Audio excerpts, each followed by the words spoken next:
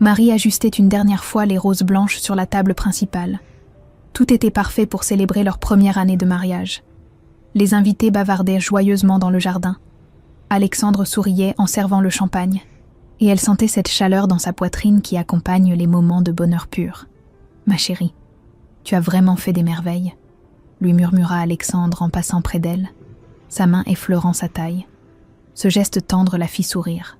Après quelques mois difficiles où ils s'étaient disputés souvent, cette soirée marquait un nouveau départ pour eux. Les rires fusaient autour du buffet que Marie avait préparé avec tant d'amour. Sa sœur Claire discutait avec leurs anciens camarades de université et même les collègues d'Alexandre semblèrent détendus. Marie observait cette harmonie avec satisfaction quand elle remarqua Alexandre consulter son téléphone plusieurs fois, l'air préoccupé. « Tout va bien ?» lui demanda-t-elle en s'approchant. « Oui, juste ma mère qui n'arrive pas à trouver, » répondit-il rapidement en rangeant son portable. 20 minutes plus tard, les cris déchirèrent la soirée. « Voleuse! Sale voleuse !» La mère d'Alexandre surgit de nulle part, les cheveux en désordre, brandissant son sac à main comme une arme. « Elle m'a volé ma carte de crédit. Je le savais qu'elle me détestait. » Le silence s'abattit sur la fête comme une chape de plomb. Marie sentit son sang se glacer. Tous les regards se tournèrent vers elle, mélange de choc et de gêne. « Maman, qu'est-ce que tu dis ?» Alexandre s'approcha, mais son ton manquait de surprise. Quelque chose dans sa voix sonnait faux, comme s'il jouait un rôle. « J'ai vérifié mon portefeuille 3 fois.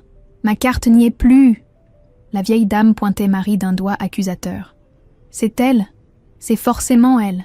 Elle était chez moi hier. » Marie sentit ses jambes trembler. Elle n'avait jamais touché à quoi que ce soit chez sa belle-mère, mais face à cette accusation publique, les mots refusaient de sortir. « Je n'ai pris aucune carte, » balbutia-t-elle finalement, sa voix à peine audible. Alexandre la regarda alors avec des yeux qu'elle ne lui connaissait pas. Froid, dur, calculateur. « Marie, si tu l'as prise, rends-la maintenant. Ne gâche pas notre soirée avec tes mensonges. » Ces mots la frappèrent comme une gifle. Son propre mari qui la croyait capable de vol, devant tous leurs amis et leur famille. « Alexandre, je te jure que je n'ai rien pris. » Sa voix se brisa. Elle tendit les mains vers lui, cherchant ce soutien qu'un époux devrait naturellement offrir. Mais au lieu de la réconforter, Alexandre explosa avec une violence qu'elle ne lui avait jamais vue. « Arrête de mentir. » Il la saisit par le bras si fort qu'elle grimaça. « Rends cette carte immédiatement, espèce de voleuse !» Avant qu'elle puisse réagir, son pied percuta son ventre. Marie s'effondra sur le gravier, les genoux écorchés, le souffle coupé. Autour d'elle, les exclamations horrifiées des invités résonnaient comme dans un cauchemar.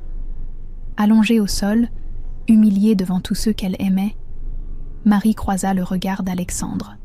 Et là, pendant une fraction de seconde, elle vit quelque chose qui la glaça jusqu'aux os, du soulagement. Comme s'il attendait ce moment depuis longtemps. Marie n'avait pas dormi de la nuit. Recroquevillée dans le lit de sa sœur Claire, elle revoyait sans cesse cette scène atroce. Le coup de pied d'Alexandre résonnait encore dans son ventre, mais c'était son regard qui la hantait le plus. Ce flash de satisfaction qu'elle avait entrevu juste après sa chute. « Tu délires complètement », s'était-elle répétée toute la nuit. C'était de la colère, pas du soulagement. Mais au fond d'elle-même, une petite voix lui murmurait que quelque chose clochait depuis longtemps dans leur mariage. Ces disputes qui éclatèrent toujours quand elle commençait à se sentir heureuse. Ces réconciliations où Alexandre semblait jouer un script appris par cœur. Le téléphone sonna à 7 heures du matin, l'attirant de ses pensées sombres. Claire décrocha dans le salon, puis frappa doucement à la porte. « C'est Alexandre. Il pleure. » Marie hésita. Une partie d'elle voulait raccrocher, mais l'autre espérait encore des explications qui donneraient un sens à cette folie. « Marie ?» La voix d'Alexandre était brisée, méconnaissable. « Mon Dieu, Marie, il faut que tu me pardonnes. » Elle ne répondit pas, serrant le combiné jusqu'à avoir mal aux doigts. « Ma mère ?» Il sanglotait maintenant. « Le médecin vient de me confirmer qu'elle souffre de démence précoce. Elle a des moments de confusion totale. Hier soir, on a retrouvé sa carte de crédit dans sa voiture. Elle l'avait oubliée là et... » Marie sentit son cœur se serrer malgré elle. La démence. Cela expliquerait l'accusation absurde, les cris hystériques. Mais cela n'excusait pas la réaction d'Alexandre. « Tu m'as frappé devant tout le monde », murmura-t-elle, sa voix à peine audible.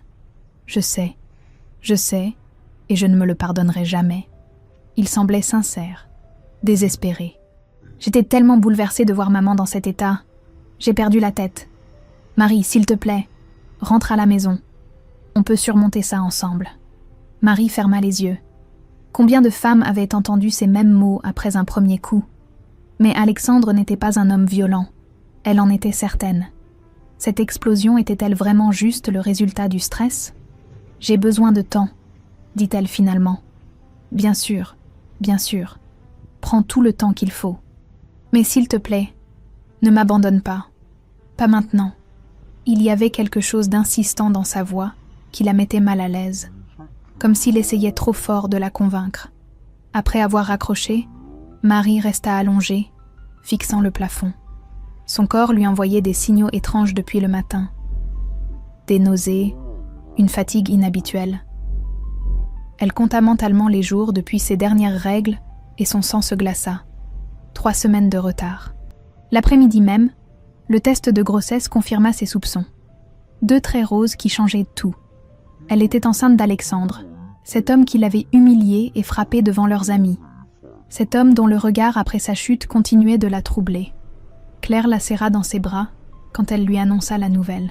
« Qu'est-ce que tu vas faire ?»« Je ne sais pas. » Marie caressait inconsciemment son ventre encore plat. Tout est tellement compliqué maintenant. Le téléphone sonna à nouveau. Alexandre, encore. « Marie, ma chérie, j'ai une idée. » Sa voix avait retrouvé cette assurance qui l'inquiétait.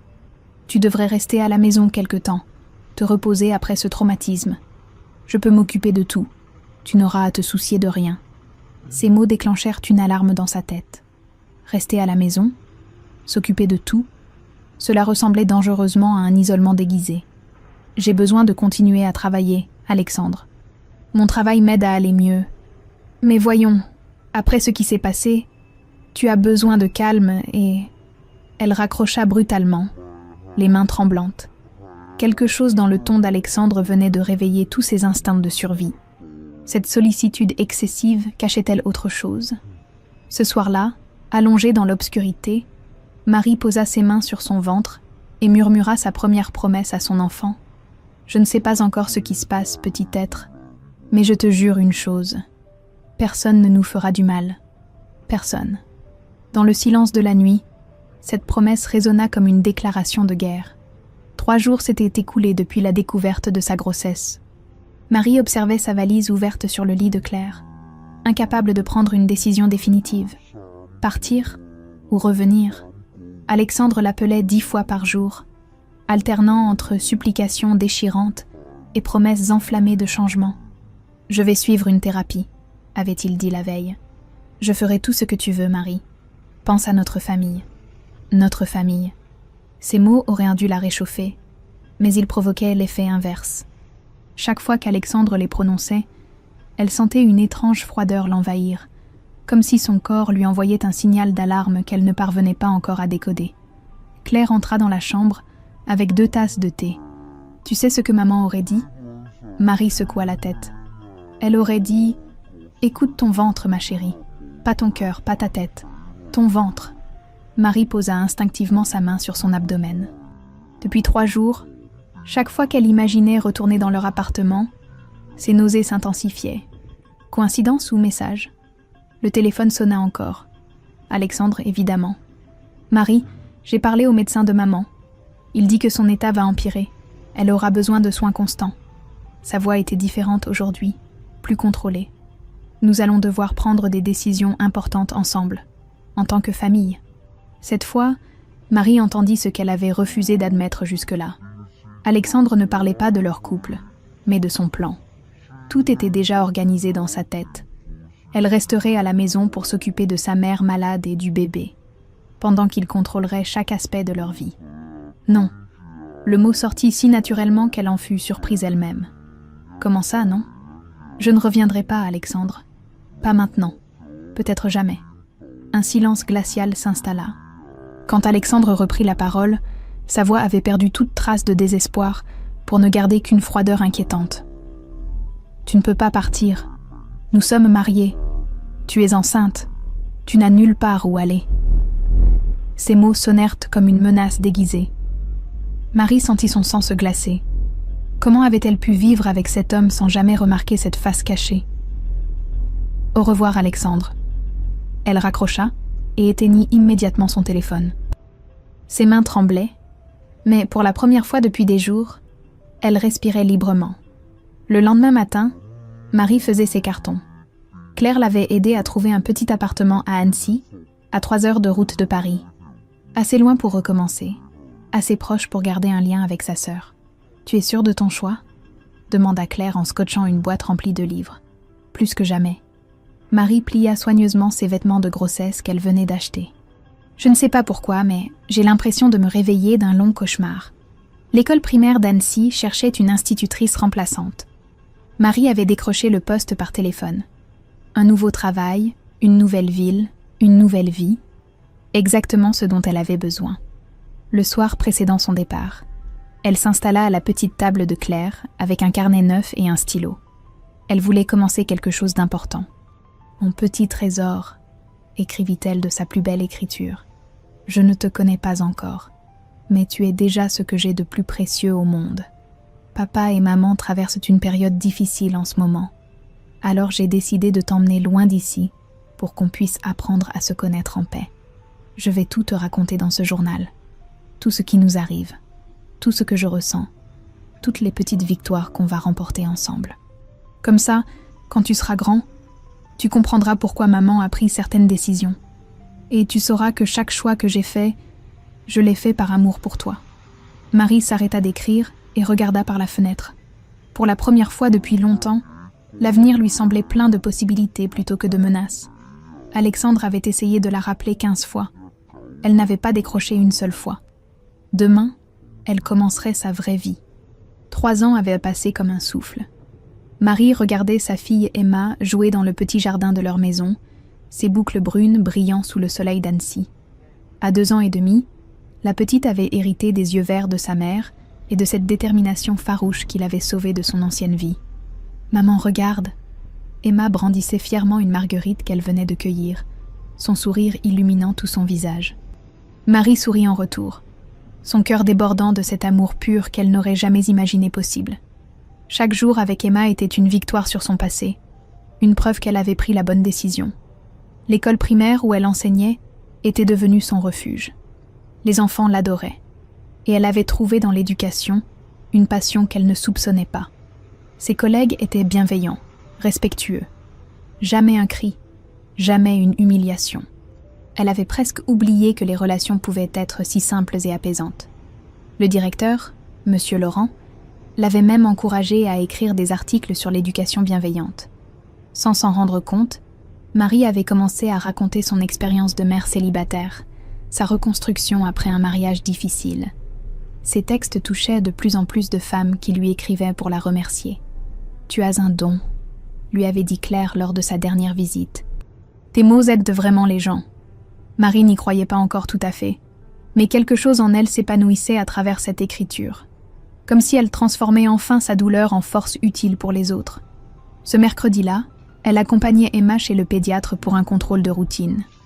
Dans la salle d'attente, elle remarqua un homme qui lisait calmement, un petit garçon de 5 ans endormi contre son épaule. Il y avait quelque chose de touchant dans cette scène, une tendresse naturelle qui contrastait si fort avec les souvenirs qu'elle avait d'Alexandre. « Papa, j'ai mal au ventre. » Gémit le petit en se réveillant. « Je sais, mon bonhomme. Le docteur va nous aider, d'accord ?» L'homme avait une voix douce, rassurante. Il caressa les cheveux de son fils avec une patience infinie. Emma, curieuse comme toujours, s'approcha du petit garçon. « Moi aussi j'ai eu mal au ventre hier. Maman m'a fait du thé à la camomille, et ça allait mieux. » L'homme sourit à Marie par-dessus la tête des enfants. « Elle est adorable, et très sage pour son âge. Merci. Votre fils a l'air d'un amour aussi. David, dit-il en tendant la main. Et voici Julien, mon petit héros. Marie et Emma, ma petite tornade. » Ils échangèrent quelques mots sur les joies et les défis d'élever seuls leurs enfants. David était médecin à l'hôpital d'Annecy, veuf depuis 2 ans. Il parlait de son fils avec tant d'amour que Marie sentit quelque chose remuer en elle, un sentiment qu'elle croyait mort à jamais. Au moment de partir, David hésita une seconde. « Écoutez, ça va peut-être vous paraître étrange, mais... voudriez-vous venir prendre un café avec les enfants dimanche ? Il y a un parc magnifique près du lac. Julien adore y aller. » Marie sentit son cœur s'accélérer. Depuis sa séparation, elle n'avait eu aucune envie de rencontrer quelqu'un. Mais David dégageait une sérénité, une bonté authentique qui la mettait en confiance. « Avec plaisir », entendit-elle sa propre voix répondre. Ce dimanche au parc fut le premier d'une longue série. David ne ressemblait à rien de ce qu'elle avait connu avec Alexandre. Il écoutait vraiment quand elle parlait, ne cherchait jamais à la convaincre ou à la contrôler. Avec lui, elle redécouvrait ce que signifiait une conversation égalitaire, un respect mutuel naturel. Les enfants s'entendaient merveilleusement. Julien protégeait Emma comme un grand frère, et la petite fille apportait à ce garçon sage une joie de vivre communicative. Un soir, alors qu'elle couchait Emma, sa fille lui dit quelque chose qui la bouleversa. « Maman, David, il est gentil. Il ne crie jamais comme... » Emma s'arrêta, mais Marie comprit. Malgré son jeune âge, sa fille avait gardé le souvenir flou des disputes de ses parents pendant la grossesse, des tensions qu'elle avait ressenties in utero. « Oui, ma chérie, David est quelqu'un de bien. » Cette nuit-là, Marie écrivit dans son journal « Ma petite Emma, aujourd'hui j'ai compris quelque chose d'important. On peut aimer à nouveau après avoir été blessé. Mais cette fois, c'est différent. C'est un amour qui respecte, qui construit, qui apaise. J'apprends à faire confiance à mon instinct. Et mon instinct me dit que David et Julien pourraient devenir notre famille. Une vraie famille, construite sur l'amour et non sur la peur. » À des centaines de kilomètres de là, Alexandre ne l'avait jamais oublié. Marie arrangeait les dernières décorations pour l'anniversaire d'Emma quand la sonnerie de l'interphone brisa la quiétude de leur samedi matin. David et Julien arrivaient pour aider aux préparatifs, et elle sourit en appuyant sur le bouton d'ouverture, sans vérifier l'identité du visiteur. « Monte mon cœur !» Emma trépigne d'impatience. Quelques minutes plus tard, des coups retentirent à sa porte. Mais ce n'était pas le rythme familier de David. Ses coups étaient secs, impatients, presque autoritaires. Marie sentit une inquiétude sourde l'envahir, avant même d'ouvrir. Alexandre se tenait devant elle. 3 ans avaient passé, mais elle le reconnut instantanément.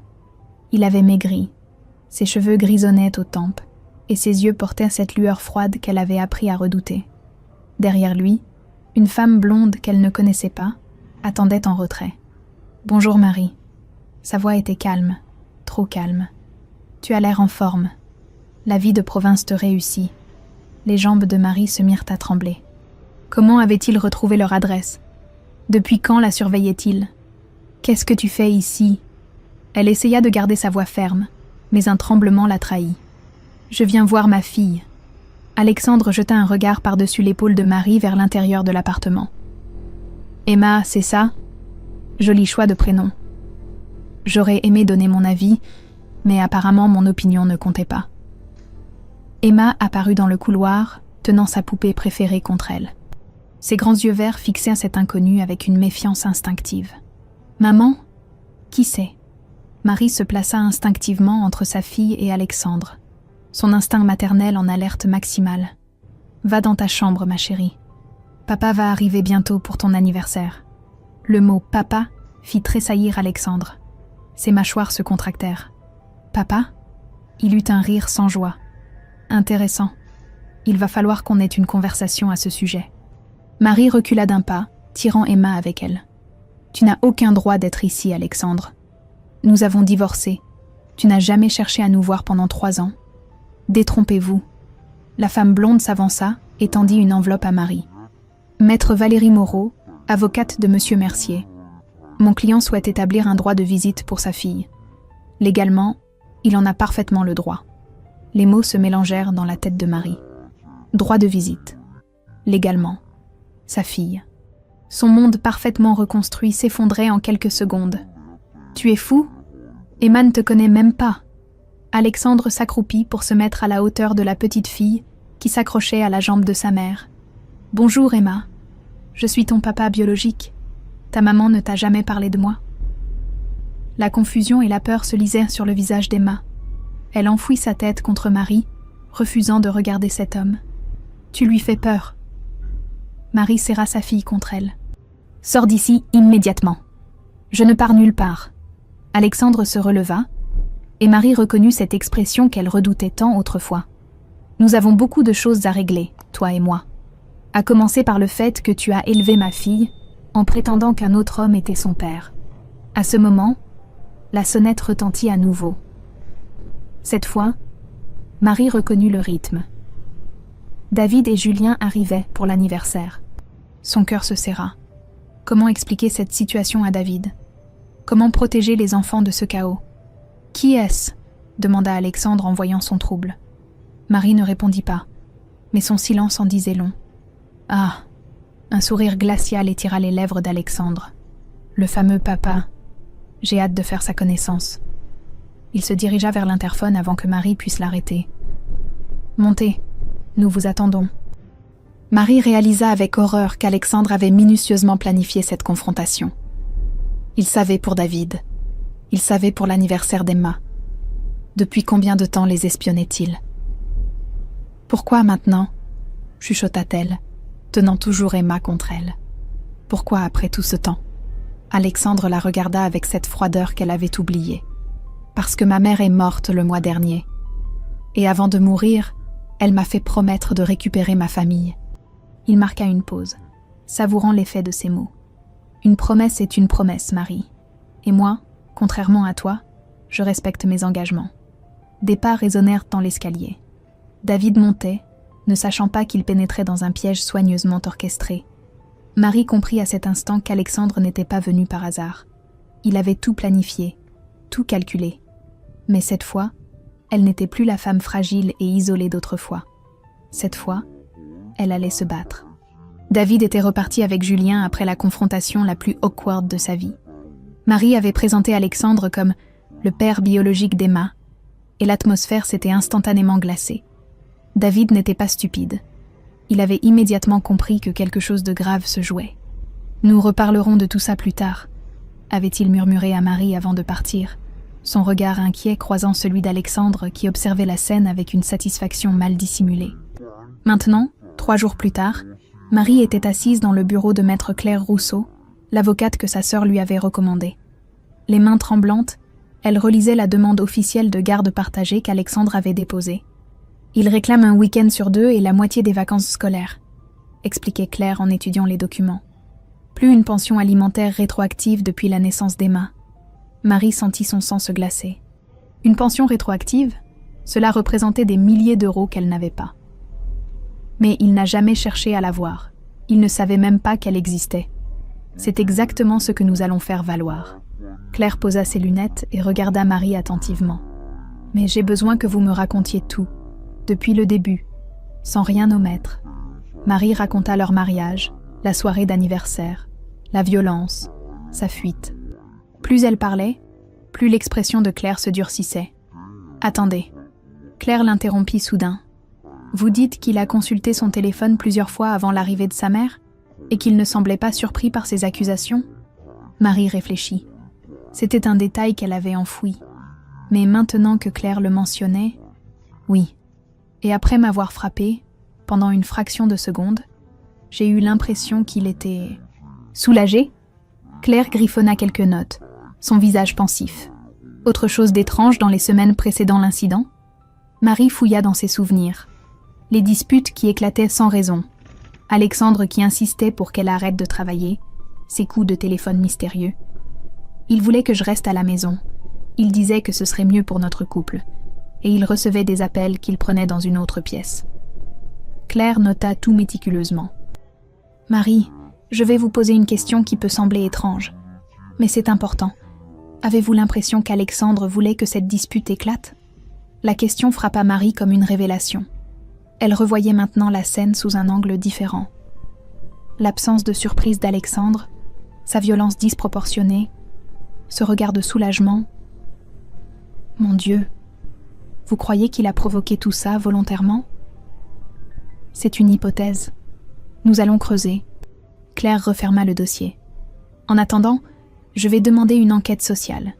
Une assistante va venir évaluer votre foyer, celui d'Alexandre aussi. Préparez-vous. Il va probablement vous faire passer pour une mère instable qui a privé un père de sa fille. » Marie quitta le cabinet avec un sentiment mélangé d'espoir et d'angoisse. Pour la première fois, quelqu'un prenait ses soupçons au sérieux. Le soir même, David vint la voir après avoir couché Julien chez lui. « Marie, il faut qu'on parle. » Il s'assit en face d'elle, ses mains jointes.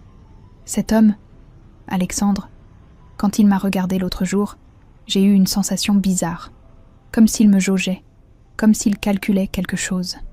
Marie sentit son cœur se serrer. David, si intuitif, avait perçu ce qu'elle-même mettait des années à comprendre. David, je ne sais pas comment te dire ça, mais il y a peut-être des choses sur mon mariage que je n'ai pas comprises à l'époque. Quel genre de choses ? Marie lui raconta sa conversation avec Claire, ses doutes naissant sur la spontanéité de cette fameuse soirée. David l'écouta sans l'interrompre, son visage devenant de plus en plus grave. Marie, en tant que médecin, j'ai déjà vu des manipulateurs, des gens capables de planifier leurs crises de colère, de calculer leur violence pour obtenir ce qu'ils veulent. Il prit ses mains dans les siennes. Si tes soupçons sont fondés, cet homme est dangereux, plus dangereux qu'un violent impulsif. Cette nuit-là, Marie ne parvint pas à dormir. Elle repensait à chaque détail de sa vie avec Alexandre, analysant leurs disputes, leurs réconciliations, leurs projets. Tout prenait soudain un sens différent. Et si Alexandre n'avait jamais été l'homme qu'elle croyait connaître? Et si, depuis le début, elle n'avait été qu'un pion dans un jeu dont elle ignorait les règles? Le lendemain matin, Claire l'appela avec une nouvelle troublante. « Marie, j'ai fait quelques vérifications sur Alexandre. Il a eu un autre mariage avant vous. Sa première épouse a également divorcé après un épisode de violence publique. Elle a témoigné qu'il était devenu possessif et contrôlant avant de... » Claire s'arrêta, mais Marie avait compris. Elle n'était pas la première victime d'Alexandre, et probablement pas la dernière. Claire avait convoqué Marie en urgence un mardi matin. Son assistante l'avait fait entrer immédiatement dans le bureau, où l'avocate l'attendait avec une expression que Marie ne lui avait jamais vue. Un mélange de colère froide et de satisfaction professionnelle. « Asseyez-vous, Marie. Ce que je vais vous montrer va vous choquer. » Sur le bureau s'étalaient des dizaines de feuilles imprimées, des emails, des factures, des relevés téléphoniques. Claire avait manifestement passé des nuits entières à éplucher des documents. L'ancienne épouse d'Alexandre, Sophie, a accepté de témoigner. Elle m'a donné accès à d'anciens emails qu'elle avait conservés par sécurité. Claire prit une feuille au sommet de la pile. Regardez la date de celui-ci. Marie lut l'en-tête. Un email d'Alexandre à un cabinet d'avocats parisien, daté du 15 avril. 3 semaines exactement avant leur fête d'anniversaire de mariage. Maître Bernard, suite à notre conversation téléphonique, je souhaiterais effectivement engager une procédure de divorce. Ma situation matrimoniale est devenue intenable. Pourriez-vous me préciser les démarches concernant la répartition des biens et les conditions d'un divorce pour faute ? Marie sentit le monde basculer autour d'elle. Ses mains tremblaient si fort qu'elle ne parvenait plus à tenir la feuille. Il préparait déjà le divorce ? 3 semaines avant ? Lisez la suite. Claire lui tendit un autre email, daté du lendemain. Maître Bernard, merci pour ces précisions. Effectivement, prouver une faute de mon épouse simplifierait considérablement la procédure. Je réfléchis aux options que vous m'avez exposées. Marie releva la tête, abasourdie. Une faute de ma part ? Mais quelle faute ? Je n'avais rien fait. Continuez à lire. Le 3e email était daté du 2 mai, 2 jours avant leur fête. Maître Bernard, la situation va se débloquer très prochainement.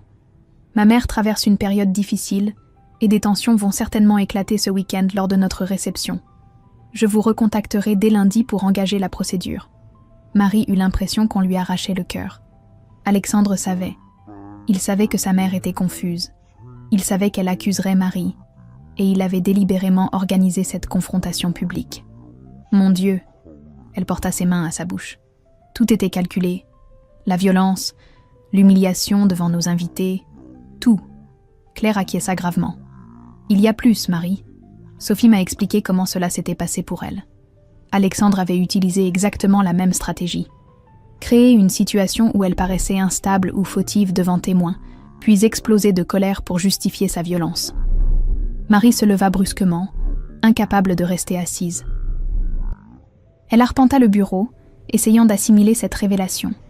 Tous ces mois où elle s'était sentie coupable de ne pas avoir su sauver leur mariage. Toutes ces nuits où elle se demandait si elle aurait pu éviter cette explosion. J'ai vécu 3 ans en pensant que j'avais échoué comme épouse, que j'aurais dû mieux le comprendre, mieux l'aider. Marie, vous n'avez rien échoué. Vous avez été victime d'un manipulateur professionnel. Claire rangea soigneusement les documents. Ces emails prouvent la préméditation. Alexandre n'a pas eu un accès de colère spontané. Il a délibérément orchestré cette scène pour avoir un motif de divorce à ses conditions. Marie repensa à tous les détails qui l'avaient troublée. Les coups de téléphone secrets, l'insistance pour qu'elle reste à la maison, les disputes qui éclataient au moment où elle se sentait heureuse. Depuis combien de temps il préparait ça, d'après vous? D'après les éléments que nous avons, probablement depuis votre mariage. Peut-être même avant. Claire marqua une pause. Marie, certains manipulateurs choisissent leurs victimes avec soin. Ils épousent des femmes qu'ils savent pouvoir contrôler. Puis, ils organisent leur destruction quand cela les arrange. Cette révélation fut le coup de grâce. Marie s'effondra sur sa chaise, tous ses repères anéantis. L'homme qu'elle avait aimé, avec qui elle avait rêvé de construire une famille, n'avait jamais existé. Alexandre n'était qu'un acteur jouant le rôle du mari aimant, en attendant le moment opportun pour la détruire. « Qu'est-ce qu'on fait maintenant ?» demanda-t-elle d'une voix brisée. « Maintenant, on se bat. » Le regard de Claire s'était durci. Ces emails constituent une preuve accablante de manipulation et de violence préméditée. Aucun juge n'accordera de droit de visite à un homme capable de ça. Marie acquiesça, sentant naître en elle une colère nouvelle. Plus de culpabilité, plus de doute. Alexandre l'avait manipulée, humiliée, détruite psychologiquement avec un sang-froid effrayant. Mais cette fois, elle n'était plus seule et désarmée. Cette fois, elle connaissait la vérité. Le tribunal de grande instance d'Annecy n'avait jamais paru si intimidant. Marie serrait dans sa main la lettre qu'elle avait passé des nuits à écrire, ces mots soigneusement choisis pour révéler la vérité qu'elle avait mis 3 ans à comprendre. Alexandre était assis avec son avocate de l'autre côté de la salle, vêtu d'un costume sombre qui lui donnait l'air du père respectable qu'il prétendait être. Quand leurs regards se croisèrent, il lui adressa même un sourire confiant, comme s'il était certain de remporter cette bataille. Il ne savait pas encore que Claire avait des munitions. « Madame Mercier, » commença le juge Durand, « votre ex-époux réclame un droit de visite pour sa fille Emma, née après votre séparation. Souhaitez-vous vous exprimer ?» Marie se leva, ses jambes tremblantes, mais sa voix ferme. « Monsieur le juge, j'aimerais vous lire une lettre que j'ai écrite pour vous expliquer pourquoi Alexandre ne doit jamais approcher ma fille. » Elle déplia la feuille et commença sa lecture d'une voix claire qui portait dans tout le tribunal.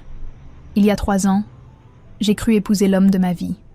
Aujourd'hui, je sais que j'ai épousé un manipulateur qui a orchestré ma destruction avec un sang-froid terrifiant. » Alexandre se redressa brusquement sur sa chaise, son masque de père bienveillant commençant à glisser.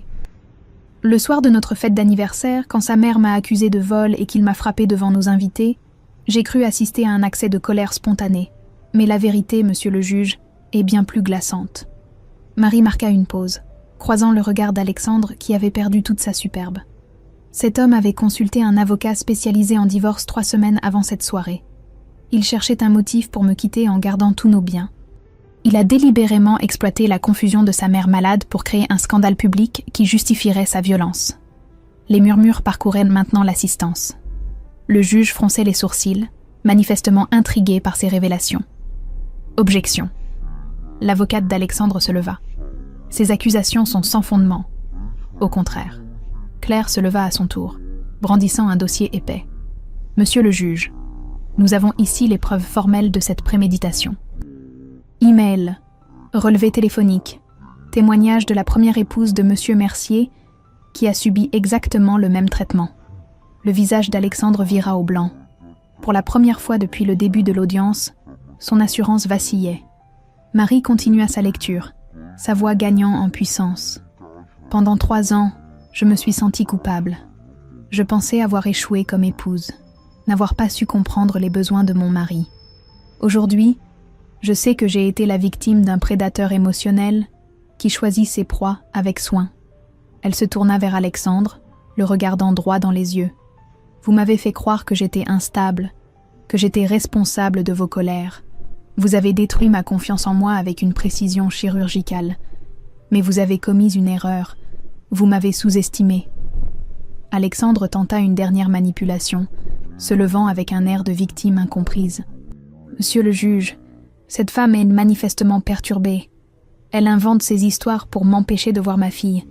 Tout ce que je veux, c'est être un père pour Emma. » Mais le juge avait déjà commencé à examiner les documents que Claire avait présentés. Son expression se durcissait à mesure qu'il lisait les emails accablants. « Monsieur Mercier, » dit-il en relevant la tête, « ces emails datés d'avant l'incident semblent effectivement troublants. Particulièrement celui où vous annoncez que la situation va se débloquer très prochainement lors de votre réception. » Alexandre ouvrit la bouche, mais aucun son n'en sortit. Son masque était tombé, révélant enfin son vrai visage, celui d'un homme froid et calculateur pris au piège de ses propres mensonges. « De plus, » continua le juge, « le témoignage de votre première épouse décrit un schéma comportemental identique. Violence préméditée, manipulation psychologique, isolement de la victime. Le silence était maintenant total dans la salle. Marie sentit une libération immense l'envahir. Enfin, quelqu'un voyait Alexandre tel qu'il était vraiment. « Monsieur Mercier, non seulement je rejette votre demande de droit de visite, mais j'ordonne une enquête approfondie pour violence conjugale aggravée et manipulation psychologique. Ces actes, s'ils sont avérés, constituent des délits passibles de poursuite pénale. » Alexandre s'effondra sur sa chaise, son monde s'écroulant enfin autour de lui. Marie, elle, respirait librement pour la première fois depuis 3 ans. La vérité avait triomphé. 1 an et demi plus tard, Marie ajustait sa robe blanche devant le miroir de la petite mairie d'Annecy. Pas de faste, pas de grande cérémonie, juste l'essentiel. L'amour vrai, enfin reconnu et célébré. Emma, maintenant âgée de 4 ans, virevoltait dans sa robe de demoiselle d'honneur, ses boucles ornées de petites fleurs blanches. Elle serrait contre elle un bouquet de marguerites qu'elle avait insisté pour cueillir elle-même dans leur jardin. « Maman, on va vraiment être une famille avec David et Julien ?» demanda-t-elle pour la 10e fois de la matinée. « Oui, ma chérie, une vraie famille. » Ces mots résonnaient différemment aujourd'hui. Marie savait maintenant ce que signifiait une vraie famille, celle où l'on se respecte, où l'on se protège, où l'amour n'est jamais conditionnel ou manipulateur. David l'attendait devant l'hôtel improvisé, Julien à ses côtés dans son petit costume. Quand leurs regards se croisèrent, Marie sentit cette paix profonde qu'elle avait mis si longtemps à retrouver. Avec David, pas de masque, pas de calcul caché. Juste une tendresse authentique qui grandissait chaque jour. La cérémonie fut simple et parfaite. Claire était témoin, les yeux brillants de fierté pour sa sœur qui avait surmonté l'impensable. Quelques amis proches, les collègues de l'école, David et ses parents. Des gens qui connaissaient leur histoire et qui célébraient non seulement leur amour, mais leur courage. Après l'échange des vœux, Marie prit un moment pour regarder autour d'elle. Cette petite assemblée représentait tout ce qu'Alexandre avait tenté de détruire, sa capacité à aimer et à être aimé sainement. Le procès d'Alexandre s'était soldé par une condamnation pour violence conjugale aggravée et harcèlement. Plus important encore, 3 autres femmes avaient trouvé le courage de porter plainte après avoir lu l'interview que Marie avait accordée au journal local. Le manipulateur était enfin démasqué. « Tu sais ce qui me rend le plus fière ?» murmura Claire pendant la réception. « Tu n'es pas seulement sortie de cet enfer, tu as transformé ta douleur en force pour aider les autres. » En effet, le livre de Marie, Les masques de la manipulation, était devenu un guide de référence. Des milliers de femmes lui écrivaient pour la remercier de leur avoir ouvert les yeux. Elle donnait maintenant des conférences dans toute la France, apprenant aux femmes à reconnaître les signes avant-coureurs. Mais ce qui la rendait le plus heureuse, c'était de voir Emma grandir dans un environnement sain. Sa fille ne connaîtrait jamais la peur, l'humiliation ou cette confusion terrible qui naît de l'amour toxique. Le soir, après que les invités soient partis, Marie et David se promenaient au bord du lac d'Annecy. Emma et Julien couraient devant eux, leur rire cristallin résonnant dans l'air frais. « Tu sais, » dit David en prenant sa main, « je suis reconnaissant à la vie de t'avoir mise sur ma route, mais je suis encore plus reconnaissant de ta force. Sans elle, nous ne serions pas là. Marie sourit, caressant inconsciemment son ventre qui s'arrondissait doucement. Dans quelques mois, leur famille s'agrandirait encore. Cette grossesse-là était différente de la première. Sereine, célébrée, protégée. David, tu sais ce que j'ai réalisé ? Dis-moi. Alexandre pensait me détruire en orchestrant cette humiliation publique. Mais en réalité, il m'a libérée. Sans cette soirée atroce, je serais peut-être restée prisonnière de ses manipulations pendant des années. Elle marqua une pause, regardant Emma ramasser des galets qu'elle offrait généreusement à Julien. Il voulait faire de moi une victime, mais j'ai choisi de devenir une survivante, puis une combattante. Et maintenant, je suis juste une femme heureuse qui sait reconnaître l'amour véritable. Cette nuit-là, dans leur nouvelle maison où résonnaient les rires des enfants plutôt que les cris de dispute, Marie écrivit dans son journal « Ma petite Emma, aujourd'hui maman s'est mariée avec David. Pas parce qu'elle avait peur d'être seule, pas parce qu'elle avait besoin qu'on la sauve, mais parce qu'elle a choisi d'être heureuse. Tu grandiras en sachant que l'amour véritable existe, qu'il respecte, qu'il construit, qu'il libère. Et si un jour quelqu'un essaie de te faire croire le contraire, tu sauras exactement quoi faire. Partir. Parce que tu vaux mieux que toutes les manipulations du monde. Maman t'aime. Et elle est enfin, vraiment, complètement libre. Dehors, le lac scintillait sous la lune, paisible et éternel. Marie ferma son journal et sourit. L'aube de sa vraie vie venait enfin de se lever.